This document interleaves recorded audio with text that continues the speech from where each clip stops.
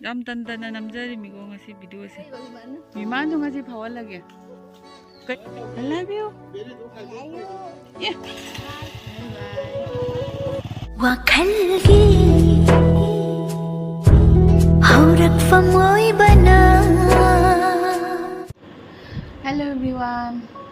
Mayam nuwainaribo.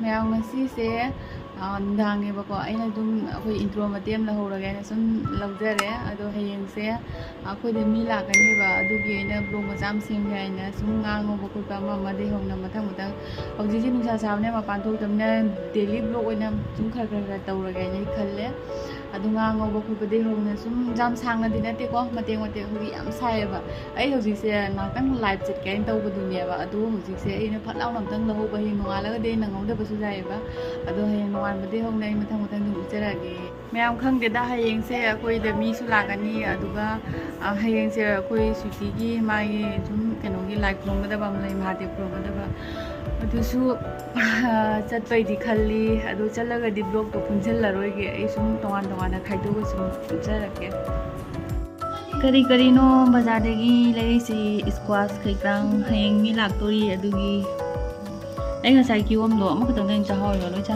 nga cha mi maning da nga loi ra mung ke nga tu mi ga ma cha bún chao yi jam kan to ni jai be cha ma sin rau ne ba kwa du bang ni ne bao bang ni rau ni oh maning ga pusala ge huji ama nga du di ngau khat le asina siga cha mi khoi mother no ada asi je ina ki maning ga to nga se jam ma cha su na te chow ba su na te sum di sa sina jai thok pa gi nga ni hayang mi lak pa gi tho tho ma ni panda ki gai the bi ja han ba mu ri bo hi phar di phan thot pa ma ni gai the bi ga je han na di haina ram pon je ko di ge haina re jam kan na di haina bana de met la ga ne ekane ngwala thing na si The next morning. nong ga ta le ra mi ne tum ga pa ju thing do khre ne ma no ga ke ta ga thing do khre nong jam kan na chu ye aduna lai khu ma je chat la roi ge yum da oina tulsi bong da oina khura mani mahadev ka do mayam lai khura ma ja ke to lai khura ma ga chat re da yum lai di yum da khura me mahadev di suma pano da tulsi bong do khura mani nong yam kan na chu ya ba aduna chat la ro mayam a thoi ba hoi la e aina narang la kane ro thoi ba oi su adai di hoi enama ma khak ka hoi no sweetie gi moi man do cha lên môi lá gậu lực kia yang giống nghe tu lấy sinh nhật hình cái lâm này tu lấy sinh hình cái này đâu mi ngà phana bagi jadi sinh ôi tài sinh đi phá ra làm mẹ masih ju tài sinh mai pura tàu rồi si bao pura này hui thorak te hui amu bodo thorak te abauji is kai bono du wa adu pu jau jumo pusen kha ga ro si akhoi akta puta do pulam ma bani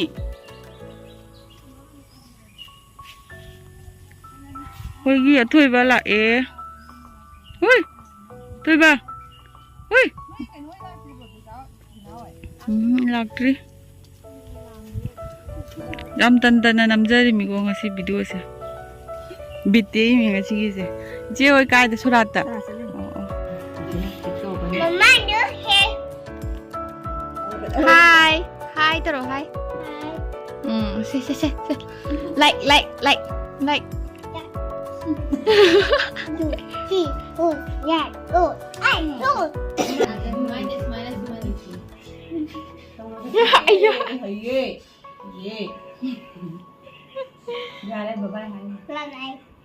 thôi ba là của đi hầu đây chắc ngoài đi có hai rồi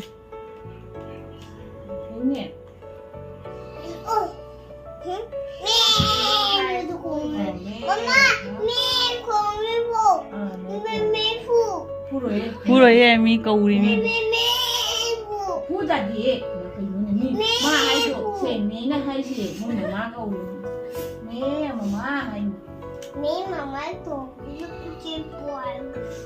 Phải jam luôn ngân không mà luôn cái nó khôi khăng để năng nào thế thế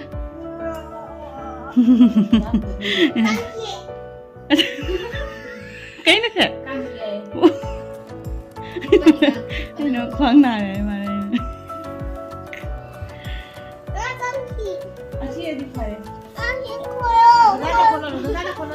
cái cho tôi nổ cái tôi nó ra được bộ ra đi ạ phải gì nhắm phải gì ra đấy wow phải gì mà thằng ấy càng ngồi xuống lại cái đi vì mang trong cái gì phao là kìa cây xăm thế này bà đủ đi nông xe ông kì akhoi lại khurma cha lâu dre fiti ga akhoi ma de khurma cha ke dawra sum cha lâu dre lai akhoi ma de khurma chat bangam de nong chuna aduna khoi hairuk semaga kaino da tulsi bong loina khuramme hojikti nong hang re ba nong hang ra su poto ya timing sa dre na ko dogi Purane nong sina ngasi loi pungkai ka hen limingo haino rama haino wala phoga thabiga kari no ma'am si slice ma ina si loi bo ka thak ngam adi loi re ei sina haino ma re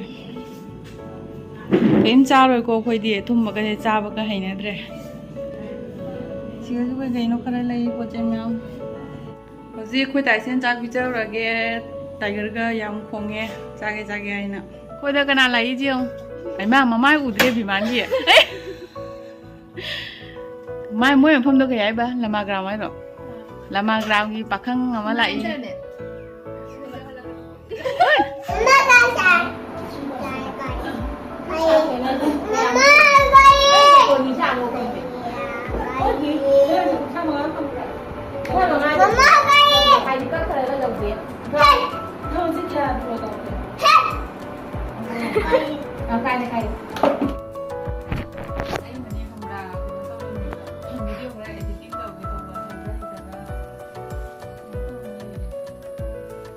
Đây nang di ko daw rai bema. Oi be ma nang video ka pai do kai oram ne wa ki kari ki koi lai ku di sang dira guys Wow.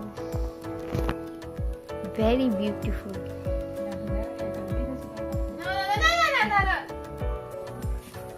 Ma hayu koi ma de khurma do loi na hayu mom tang cha si kai mo di kai lo ge Mamme. ui te chang gar ba gram to re lam Mang quán thầm tôi muốn là thầm ra thì không ra đè rồi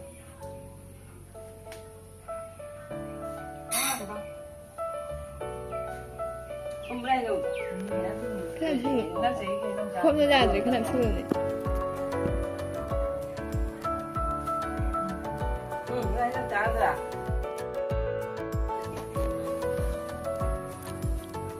막 확 불어라고 소변 불어가 mẹ mình muốn là trong vòng cái sáu anh nghe cho anh sẽ không có chuyện nữa ai cứ giả sử là ai cứ giáo một giáo đi khi nào giáo 자, 여기 로.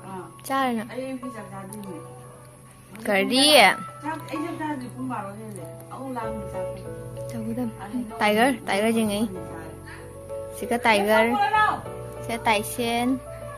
ai là gì xem mẹ cái ông cái chuyện này kia quay đại chiến này nè ai là ông cái này là mà sẽ phun mà sẽ kéo cao cũng mà nó không là cái bằng nghe đùa đi nhá chỉ có này chút thôi mai sẽ chắc cái này Kapira cái nào? À mấy lâu? Thưa bác sẽ lâu 저거 우리 원터 다리가 원터 다리니.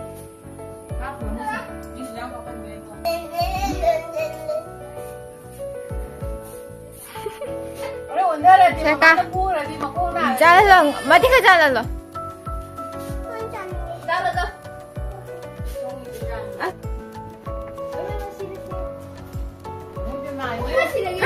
빨리 와요, 그이 너.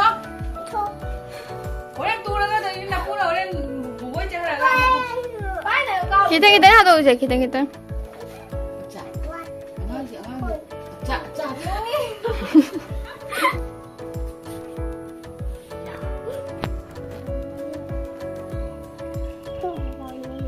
Uraba. Do amun mama yam ni pal ba mana na kumjan no. Tarubi. Lau kra he ra ka kana. Uno na mun mana lore. Makha sum yam tai ne. Du siga sudu. Lore puno na mun mana. Sesle re. Macha ni ude ne mana na kumjan na. Ai no koro koiba muro wa do si ni du. Nong na mem palame. Koiba na lang baga sa baga dane chawa kai krang video mo su na modre. Dei nama binaw chat bagi su moi han chat khre ba ko. Nong ba chat thara de na do tu su video mo na modre. I love you. Yeah. Nang di I love you ai. I love you.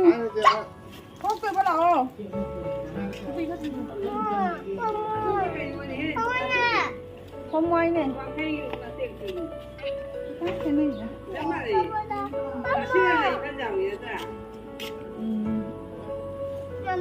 Bye bye. Siapa sih kau? Siapa sih kau? Kelingang no. No. Itu ada bertemu ada berbaik hay lắm. Bye bye. Cô chật le. Muốn lạc le. Hay muốn lạc le. Jump solo. Để tuấn ba lo.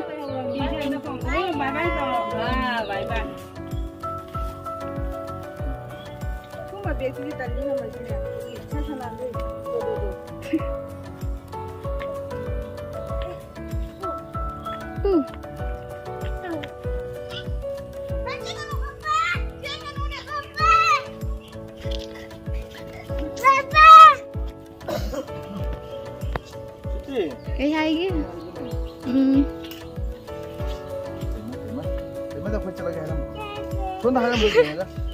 Bye. Bye bye. Bye bye. Aisyah pura. Aisyah pura ayu. Aisyah nak chicken ni. Kedai ni tak Aisyah.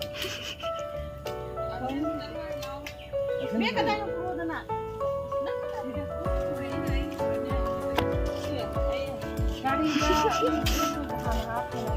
Kenapa dulu di sana? Pagi. Papai loh. Ayo kaki lu.